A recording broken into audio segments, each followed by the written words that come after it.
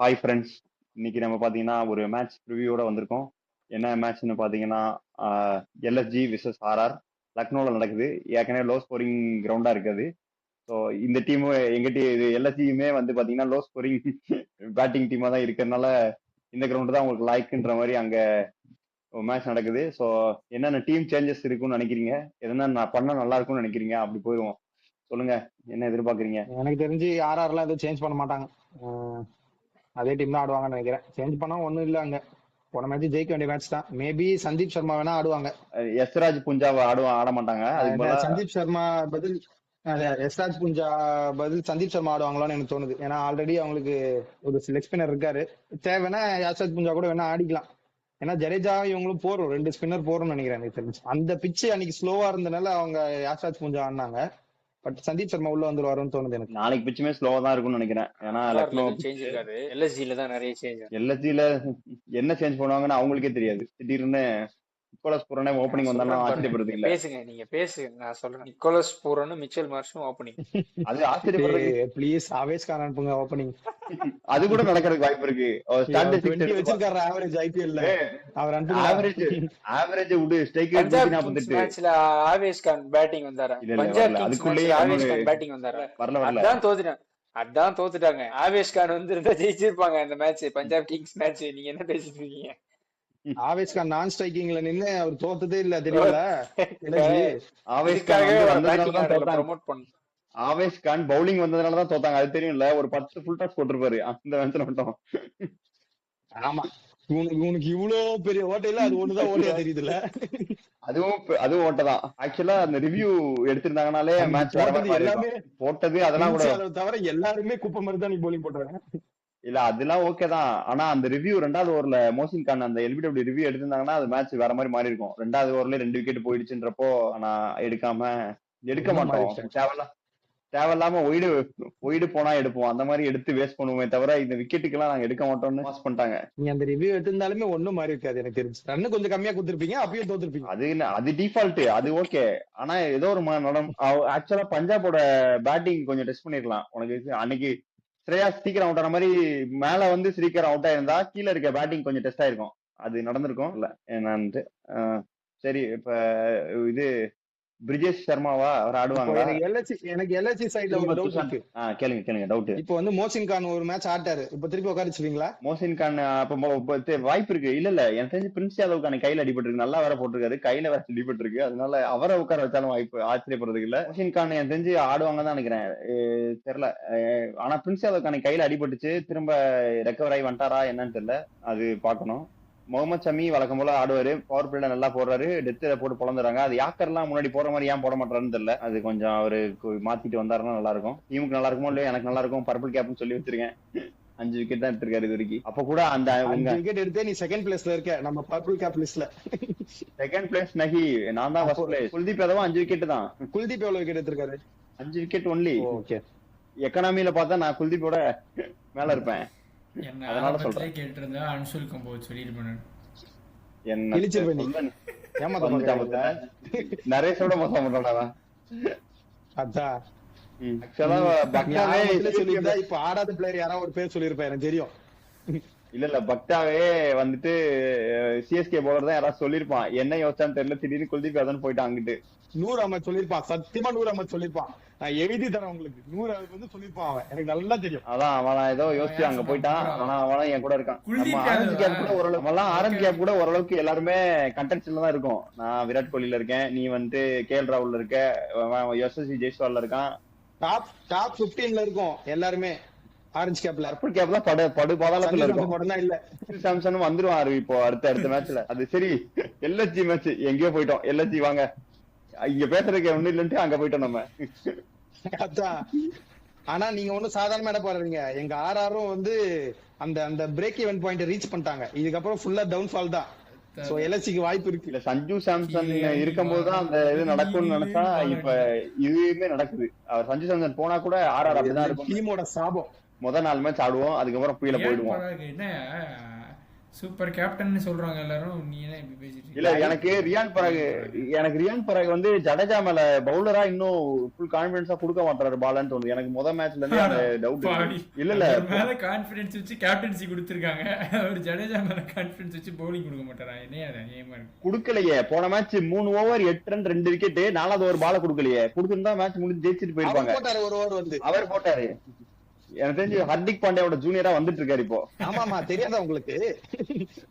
அதே ஆட்டிட்யூட் எனக்கு தெரிஞ்ச ஆட்டிட்யூட்லாம் காட்டுது இல்லங்க. அவன மாதிரிதான் எங்களுக்கும் எங்க கேப்டன் பிடிக்காதுங்க, வேற வழி இல்ல.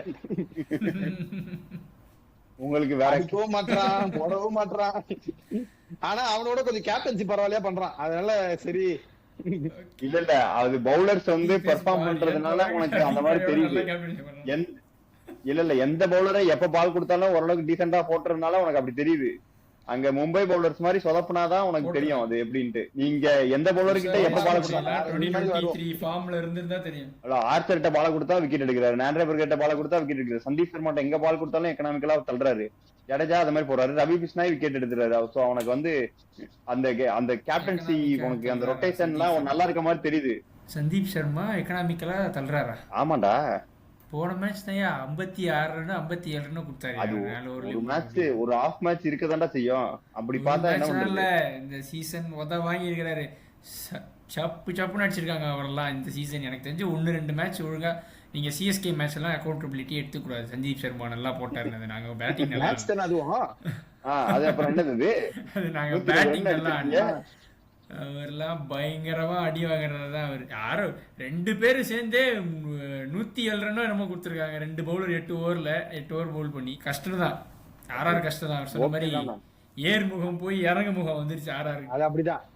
நீங்க ஒண்ணு வேணா பண்ணுங்க, ஃபர்ஸ்ட் ஹாஃப்ல எந்த டீம் ஃபர்ஸ்ட் பிளேஸ்ல இருக்கோ அவங்க பிளே ஆஃப் செலக்டர்னு ஏதாவது ஒரு இது வைங்க, அப்பதான் நாங்க வருவோம். அப்ப கூட நீங்க வரல, அப்ப கூட நீங்க உங்களுக்கு மேல கீழே தான் இருப்பீங்க நீங்க, உங்களுக்கு என்ன கவலை? போயா பாத்துக்கலாம். எங்களுக்கெல்லாம் கீழே இருந்து மேல தான் பழக்கம், மேல இருந்து கீழே விழுந்து பழக்கம் இல்ல. பாக்குறோம், நாளைக்கு பாக்குறோம்.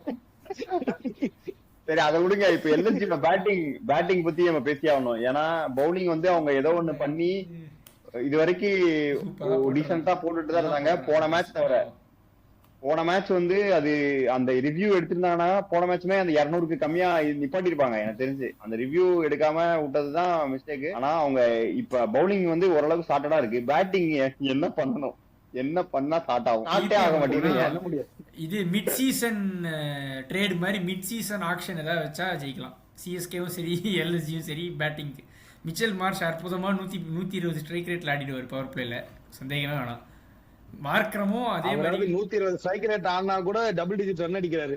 ஒருத்தர் அங்க 24 கோடி கொடுத்து ரிட்டைன் பண்ணி டபுள் டிஜிட்ல கூட ரன் அடிக்க மாட்டாரு. டபுள் டிஜிட் 2 மேட்ச் அடிச்சிருக்காரு, 100 ஸ்ட்ரைக் ரேட்டுக்கு மேல அடிக்க மாட்டாரு. டபுள் டிஜிட் 2 மேட்ச் இருக்கு, மொத்தமா 70 ரன் இருக்கு இந்த சீசன்ல. இப்ப எல்எஸ்ஜி பத்தி தானே பேசுறீங்க. 7 மேட்ச் ஆடி. யார் பூரன் முத்துராஜன் ஸ்டேடினே நம்ம மைண்ட் அங்க போகுது. எனக்கு டக்குனு ஸ்ட்ரைக் ஆகல, நீ எதுக்குடா கோச்சுக்கிறேன்னு. அந்த மேட்ச் அடுத்தடுத்த வீடியோல நீங்க அங்க வந்து பேசுங்க. இப்ப வந்து எல்எஸ்ஜி மட்டும் அடிக்கணும், அதான் நம்மளோட குறிக்கோள். மைண்ட் அங்க போகுது. திடீர்னு வந்து அவருன்னா எனக்கு கோவம் வருமா வராதா, என்ன அடிக்கிறேன் என்ன அப்படின்ற மாதிரி தான் எனக்கு. அவருன்னா நிக்கோலஸ் பூரன். அவர் இல்ல, அவரு ஓகே அவர் வந்து ஒரு பிரேக் கொடுத்தே ஆகணும். அவருக்கு ஒரு பிரேக் கொடுத்து 2 மேட்ச் உட்கார்ந்து வேடிக்கை பார்ப்பான்னு சொல்லிட்டு பிரிட்ஸ்கி ஆனானுங்கன்னா ஓரளவுக்கு டீசெண்டா அடிக்கலாம். மிடில் ஆர்டர்ல ஓரளவுக்கு இதாகும். ஓப்பனிங் வேற வழி இல்ல எனக்கு தெரிஞ்சு. மறுபடியும் ஐடன்மா இருக்க மேல அனுப்பி கொஞ்சம் இன்டென்டா ஆட வைக்கணும். போன மேட்ச் அர்ஷ்தீப் காண்டி கீழே அனுப்பிச்சிங்க, ஓகே. திரும்ப மேல அனுப்பிச்சிங்கன்னா நல்லா இருக்கும். இல்லாட்டி ரிசர்வ் பண்ண ஓபன் பண்ணா நல்லா இருக்கும். ஆயுஷ் பதோனி எல்லாம் ஓபன் பண்ணா அதுதான் ட்ரை பண்ணீங்களே ஒரு வாட்டி, திருப்பி ரிசர்வ் பண்ணிட்டு அனுப்ப வேண்டியதானே. அது ரன் அவுட் ஆயிடுச்சு, அதனால நாங்க வர மாட்டோம். வேற மாதிரி அவுட் ஆயிருந்தா கூட திரும்ப வருவோம். ரன் அவுட் ஆனதுனால வர மாட்டோம். அதுவும் நான் ஸ்ட்ரைக்கர் ரெண்டுல ரன் அவுட் ஆயிருக்கு, வரவே கூடாது. சரி பிரெடிக்ஷன் போவோமா? இத பத்தி பேச ஒண்ணுமே இல்ல. சரி பிரெடிக்ஷன் பக்தா கிட்ட கேட்டீங்களா? என்ன சொன்னா பக்தா? ஆர்ஆர் தான் சொல்லுவான், தெரிஞ்சதானே இது. ஆர்ஆர் தான். இதுக்கும் ஒரு வார்த்தை கேட்டுவாங்க. ஆர்ஆர் தோத்துருவாங்கதான் எனக்கு இருந்தாலும் ஒரு டவுட். ஏன் ப்ரெடிக்ஷன் பாயிண்ட்லாம் சரிஜினே போகுது தேவையில்லாம. நான் எதுக்கு ஆர்ஆர்?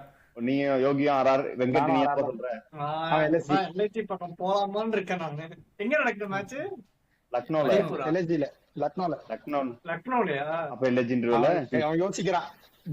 பேட்டிங் ட்ராக்லயே ஒண்ணும் அடிக்க மாட்டானுங்க. போன மேட்ச் ராஜஸ்தானுக்குமே ஜெய்ஸ்வால் சூரியவன்சி 2 பேரும் அடிச்சே கேகேஆர் தோத்துருக்காங்க. அதுக்கு முன்னாடி மேட்ச் 2 பேரும் அடிக்காம கேவலமா தோத்தாங்க. அதனால கேகேஆர் பவுலிங் நல்லா போட்டாங்க, அதான் உண்மை. அவங்க ஸ்பின்னர்ஸ் கரெக்டா உள்ள வந்துட்டாங்க கேமுக்குள்ள. அதுவும் இவனுங்க ஜெயிக்க வேண்டிய மேட்ச் தான். ரிங்கு சிங் கேட்ச் விட்டுட்டு திரு அவங்க பிச்சில கொஞ்சம் சப்போர்ட் வைப்பாங்க அவங்க ஃபாஸ்ட் பவுலர்ஸ்க்காக. சோ அதுல ஜெய்ஸ்வால் சூரியவன்சி டிக்கெட்டுக்கு வாய்ப்பு இருக்குங்க. இல்ல அந்த பாயிண்ட் ஓகே தான். அவங்க சைடு பவுலர்ஸ் யார் தெரியும்ல, Jofra Archer, Andre burger fast bowlers. இந்த பேட்டிங் தெரியும்ல, அப்ப கூட லக்னோ தான் இருக்கீங்க. மார்ஷ் ஆடவே வைக்க மாட்டான். மார்ஷ் எதுக்கு கஷ்டப்பட்டு ஆடுறாரு தெரியல. எவ்வளவோ பாத்துட்டோம் தோல்வி, எவ்வளவோ தோல்வி பாத்துட்டோம், இந்த தோல்வியும் பாத்துட்டாங்க. ஒரு மாதிரி வந்து ஒரு ரன்ல அவுட் ஆகுறதுக்கு அந்த ஆளா பரவாயில்ல ஒரு 40 ரன் அடிக்கிறாரு 30 பால்ல. என்ன அந்த மாதிரி ஷாட் நீங்க ஆடுங்க. ஷாட் 40 ரன் அடிக்கல. மேத்யூ ஷாட், மேட்ச் ஷாட் ஆடுவாங்க. டேய் இல்லனா நான் ஒரு ஐடியா சொல்றேன். எல்எஸ்டிக்கு சொல்லு. அர்ஜுன் டெண்டுல்கர் ஓபனிங் அனுப்புங்க. அது கூட ஏதாவது பண்ணக்கூடிய ஆளுங்க தான். நீ பண்ணுவாங்க பண்ண மாட்டாங்கன்னா இந்த மாதிரி பேசுற. திடீர்னு நாளைக்கு அர்ஜுன் டெண்டுல்கர் டீம்ல எடுத்துட்டு வந்து ஓபனிங் இறக்கினாலும் ஆச்சரியப்படுறீங்களா? அந்த மாதிரி தான் பண்ணிட்டு இருக்காங்க அவங்க. சரி பக்தா என்ன சொல்றானா எதுவும் சரி அப்புறம் கூட கேட்டுவோம் பக்தாட்ட. நான் கூட நாளைக்கு எல்எஸ்சி தான் ஜெயிக்கும்னு நான் ஒரு இதுல போறேன். ஏன்னா எனக்கு தெரிஞ்சு எனக்கு எதுல நம்பிக்கை இருக்கோ எல்எஸ்சி பவுலிங் மேல நம்பிக்கை இருக்குன்ற எல்எஸ்சி பவுலிங் மேல எனக்கு நம்பிக்கை இருக்கு. நான் முதல்ல தான் சொல்றேன், பண்ணக்கூடிய பவுலிங் லைனப் தான் அது. என்ன போட மாட்டேன் ஒழுங்கா, அதுதான் பிரச்சனை தம்பி. நோக்கி போய்கிட்டு இருக்க ரெண்டு டீம் நாளைக்கு நல்லா இருக்கும். நான் ஒன்னு சொல்லவா, ஹைதராபாத்ல போயிட்டு ஹைதராபாத்தை எப்படி ஜெயிக்கணும்னு எல்எஸ்சிட்ட கத்துக்கங்க சொல்றேன். கீழே தான் இருக்கீங்க, நாங்களே எங்களுக்கு கீழே தான் இருக்கீங்க. கம்முனு இருங்க. அதெல்லாம் தேவையில்ல எனக்கு. நாளைக்கு எல்எஸ்சி ஜெயிக்கும் நான் ப்ரெடிக்ஷன் கொடுத்திருக்கேன். நாளைக்கு எல்எஸ்சி ஜெயிக்குது. வெங்கட் நம்ம ஜெயிக்கிறோம்டா. இவனுக்கு எல்எஸ்சி 2 RR பக்தா மட்டும் நமக்கு கண்டினியூ பண்ணி என்னன்னு சொல்லுவாரு. அது நம்ம அங்க டேபிள்ல குறிச்சு வச்சுக்கிறோம் நாங்க. அதோட இந்த மேட்ச் பத்தி பேசுறதுக்கு பெருசா எங்களுக்கு தெரியல. நாளைக்கு என்ன பண்ணுவாங்கன்னே தெரியல, அதனால எங்களுக்கும் தெரியல. அதோட முடிச்சுக்கிட்டு அடுத்த ஒரு மேட்ச் ரிவ்யூல உங்களுக்கு சந்திக்கிறோம். பாய் பாய் பாய். ஊர்ச்சிட்டி பயவல நினைச்சியா? நாங்கெல்லாம் வயிறு நிறைய சாப்பிடணும், வஞ்சனை இல்லாம உழைக்கணும். அருமையான பாலிசி. Keep it up.